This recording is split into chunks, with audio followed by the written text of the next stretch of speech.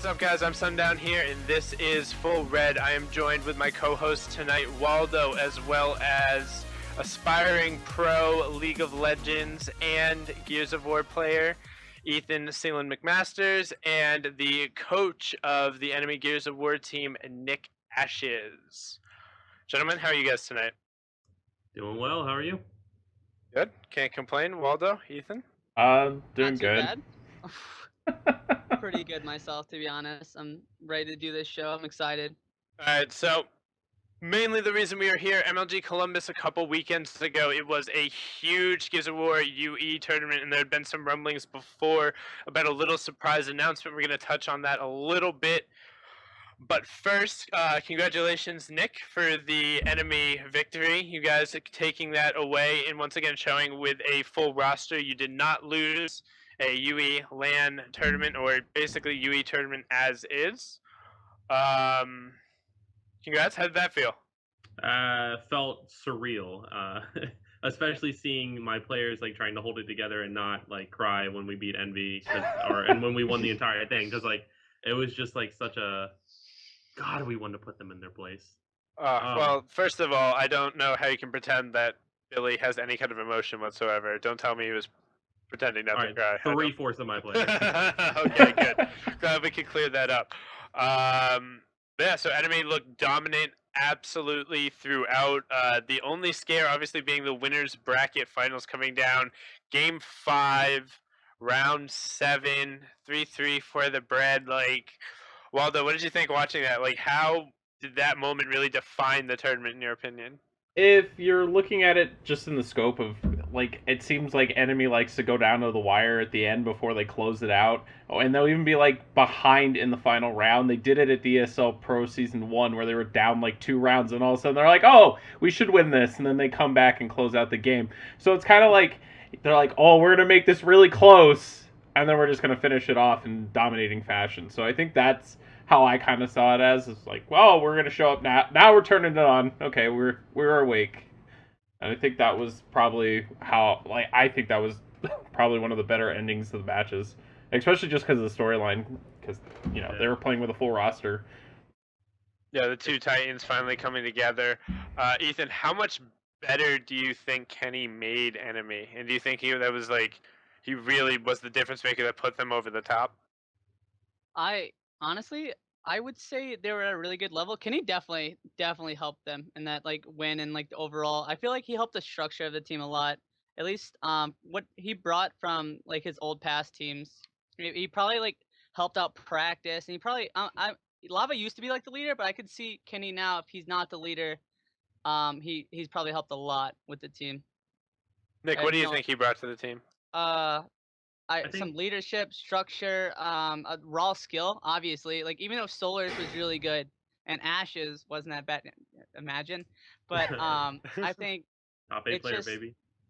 He's a really good anchor. Top 4. Yeah, he did. Kenny's just a really good anchor overall. You put him in a spot, and he's really good at like rotating. You usually like sit him by himself, and he played all Solar spots way better, in my opinion. He's a much more intelligent player, that's for sure. I think Solars has like the raw skills thing, and I think Kenny will even admit that Solars was just a very raw, talented player. But in terms of just intelligence and decision making, Kenny's got him surpassed.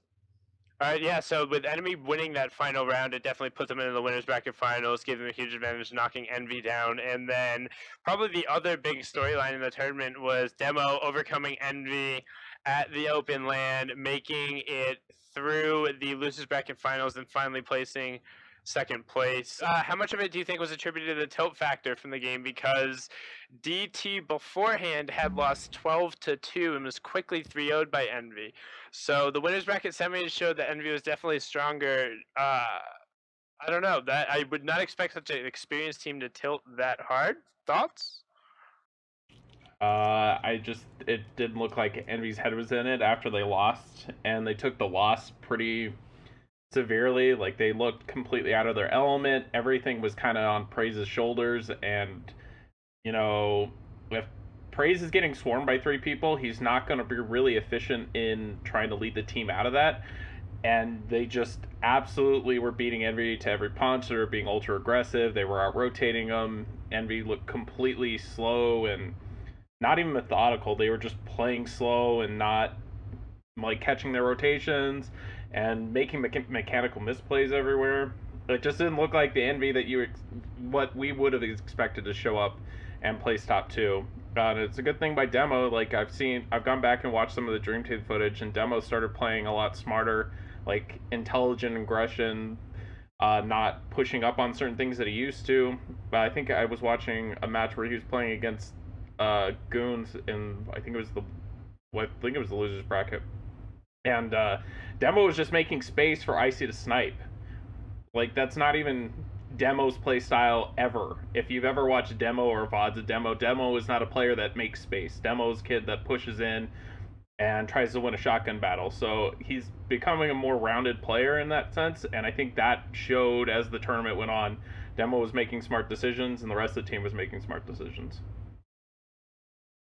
Yeah, it definitely looked like they were just one or two close gunfights pretty much all tournament. I mean, that's kind of Envy's style.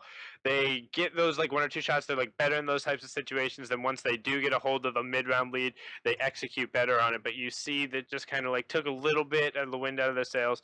Then all of a sudden, if Praise isn't getting those one or two shots, isn't winning those close little battles, the tides turned like very, very, very fast, and I think it was noticeable. So probably the biggest reason that we're all here and why the talk show is even a thing and all this new content is coming out is that Gears of War 4 is getting $1 million circuit, obviously spread out through multiple events, multiple countries, since some of y'all are going to need passports. Nick, what was the venue like when that announcement went down? Oh, it blew up. I mean, like you see in the footage or the video, like there's that person shaking the chair above their heads. Like that was actually a thing. Like that dude went nuts, and the whole venue was just screaming and excited and applauding Jack Belling and MLG and Adam, and it was insane. Yeah, Ethan, how did you feel when you heard that announcement? I'm sure that stirred some interesting feelings in you. It kind of gave me that, hey, so this whole league thing's going all right, but Gears is announcing $1 million tournament, and I would get to go to London and Paris and all these exciting places. And honestly, League, unless you're on the top, you don't really get to do that much traveling and all that stuff. It's really exciting. It blew my mind they're actually gonna do that. I thought they were only gonna do maybe like 500K, but $1 million is crazy. I'm glad they really did that. Well, especially on the top level of league, you don't really travel that much. It's only like one or two international events top between an IEM and then Exactly. if you end up going to Worlds. yeah, or I guess like pseudo international for some of the other ones. But I think that's one really smart and innovative thing from Gears. But let's actually shift over now a little bit and let's talk about the qualifier because obviously you've been playing on the ladder a little bit.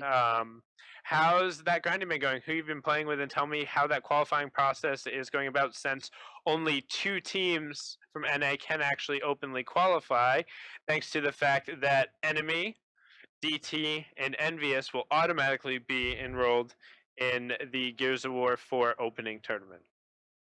Well, myself, I've been grinding the ladder with Finagler, Bobby, and my friend Steve.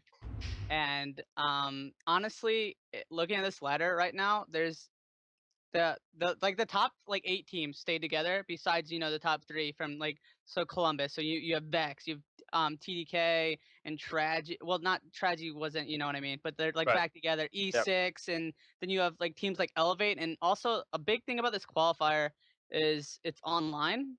So certain teams like Vex and Elevate will do much better. Also, they're really Exactly. good, They're really not, good. Yeah, they're not like a top 8, top 12 team. All of a sudden, they're that top 2. They're competing for that spot, and they'll have the time to put in all the practice to put in these tournaments, and they can play every single tournament. Like some of these teams maybe might not be able to play one of the qualifier ladders, but I'm sure that'll not happen. But I don't know. It's really exciting to see some of these teams might get another chance, like Vex and like I said, Elevate. They'll have a real shot at this over their first LAN, which doesn't necessarily represent their true skill, because even though they did well, they probably the jitters and nerves always happen. Right, there's people. always something that goes on. You have a Exactly. couple of tough matchups, or you lose on main stage, and all of a sudden you're a little shook. So in this process of qualifying, Waldo, who do you think is going to stand out? Are there any players and teams in particular that are going to make like a really good run at the top? Who is your number one seed? I would say for those open two spots, and then is there any like dark horses going to be inside in there? Like you guys said, Vex and Elevator are really good online. They're going to be grinding the GB ladder. Since the top three teams aren't really there, we'll see who comes out. I think TK is probably a dark horse more than like a leading like threat on that roster, just because online connections, playing certain teams are just better online than they are on land. So that's where I kind of see that going. Nick, I know you had some thoughts on TK. Do you think they're a threat to take one of those two spots? Do you expect to see them at the Open tournament? I do. I think that their performance at Columbus was partially a fluke and partially just exposing an issue that they've been having in terms of closing maps. I mean, they should have beat E6. They were up 3-0 or 3-1 on last map Gridlock. I think 3-0, and they just failed to close. So I mean, they've been doing that for a while, and I think as long as they can take away the lesson from it, that won't be a problem from it or from them anymore, and they'll be able to qualify for the qualifier or qualify for the tournament. Ethan, do you think TK poses any kind of threat? I did, but there's been a lot of talk about roster changes and the fact that Ribs might be joining Envy or Noxious had the chance, and that might cause some issues. And also, for example, they said they're picking up Jake, and I think they'd be one of the top two teams that made it. I just hope these roster changes don't mess anything up. Like I think other than that, I think so. Losing Ribs would make them better though, depending on who they You pick think up. so? I think Yeah. I think Ribs is such a key person, like player on that team. I Think don't so? know how he does, especially on land. Like just because all of experience, he's literally like a baby. He's like another mental. Like he just He's ice in his just very, veins. yeah, very, very, very calm. Yes, Doesn't and doesn't go up, doesn't go and then down. he has Just players plays. that are like crazy as Crushmo, Noxious, Fatal, right? They're really like a lot of adrenaline, emotional like players, driven players, and he keeps the team together. But you bring like, for example, you bring Jake on that squad, and it becomes such a different squad.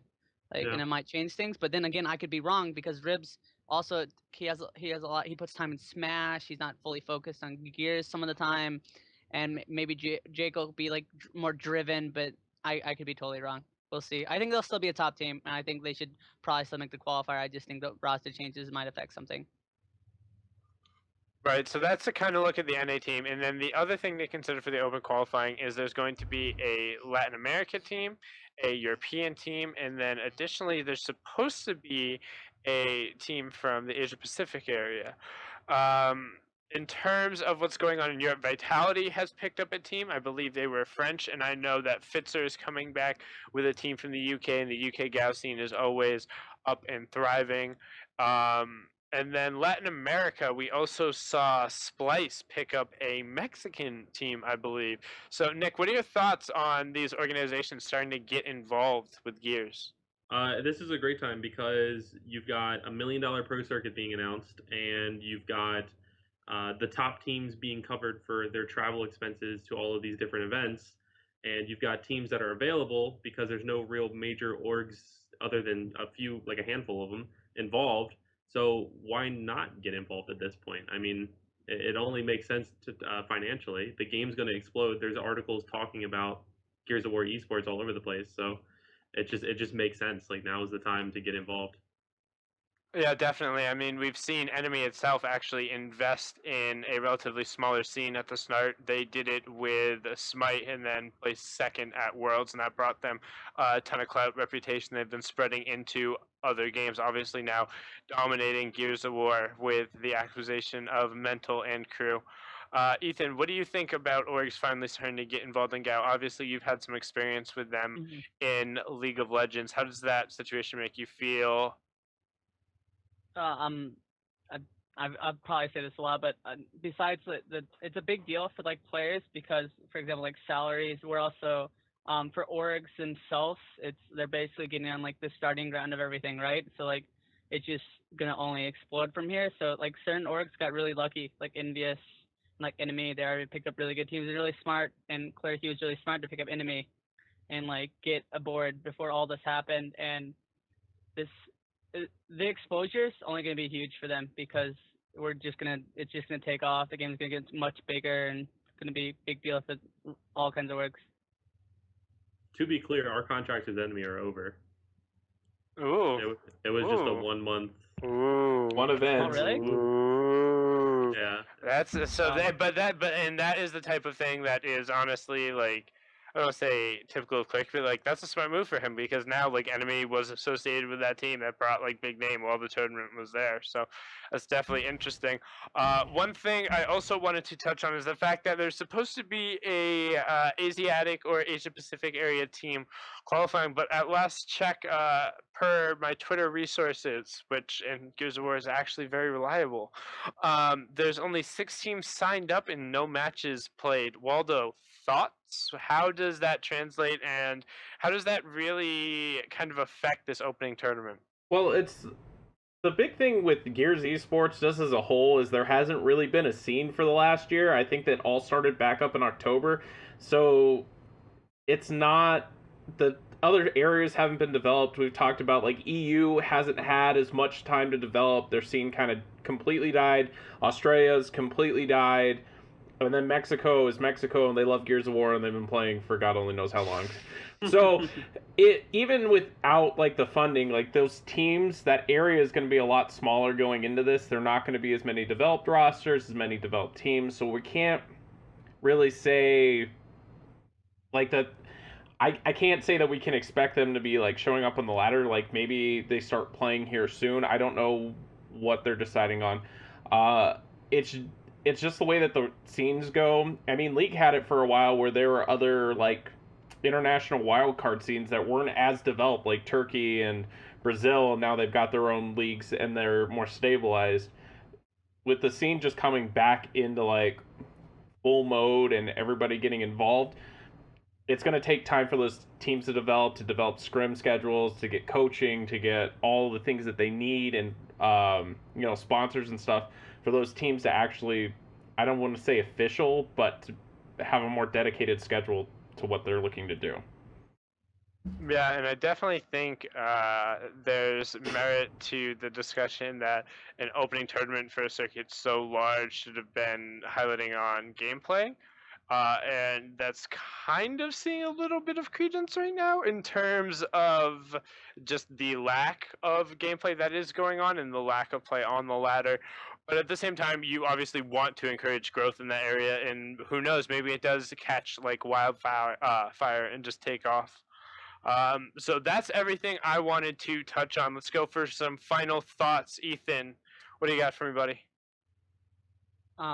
Thanks for having me on the show, guys. Follow me on Twitter, Celend. But besides that, I'm really excited to see how this league works. I'm really excited to see who qualifies, and I hope TDK doesn't suck.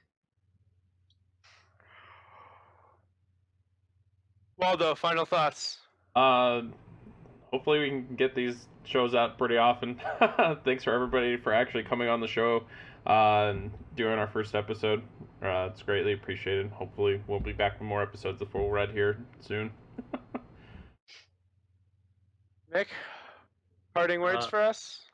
Thank you for having me, as always, and follow my team and myself on Twitter, and stay tuned this next week for announcements.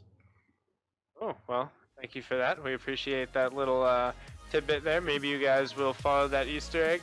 I'm Sundown. Thank you for joining us on the first episode of Full Red. Hopefully you guys will check us out again. We hope to be producing a lot more content, and we'll be around.